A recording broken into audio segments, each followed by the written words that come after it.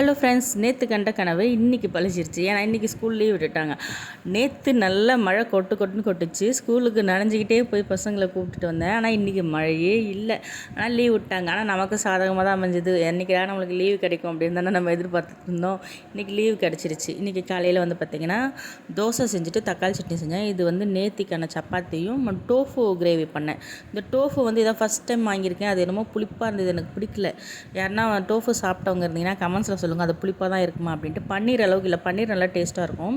இதான் first time try பண்ணேன். ஒரு மாதிரி புளிச்சு கிடந்தது, அதனால் நான் அதை சாப்பிடலை. இன்றைக்கி மழை வரும் சொல்லியிருக்காங்க. சண்டே வேறு நம்ம நான்வெஜ் எதுவும் செய்யலை. பசங்க எனக்கு வீட்டில் இருக்காங்க, நான்வெஜ் எதனா செஞ்சு கொடுக்கலான்னு சிக்கன் வாங்கி ஃப்ரிட்ஜில் வச்சிட்டேன். ஆனால் சபரி மதியானமே எனக்கு கொஞ்சமாக எடுத்து தொக்கு மாதிரி செஞ்சு கொடுக்க மாட்டான். ரசமும் கொஞ்சமாக அதுலேருந்து சிக்கன் போன்லெஸ்ஸாக எடுத்து கொஞ்சம் சிக்கன் இது மாதிரி பண்ணிவிட்டேன், தொக்கு மாதிரி பண்ணிவிட்டேன். நைட்டுக்கு பிரியாணி செஞ்சேன். கத்திரிக்காய் செஞ்சுட்டு பச்சடி செஞ்சுட்டேன். இந்த மழை கிளைமேட்டுக்கு அதுக்கும் இந்த பிரியாணி அவ்வளோ சூப்பராக இருந்தது. பை.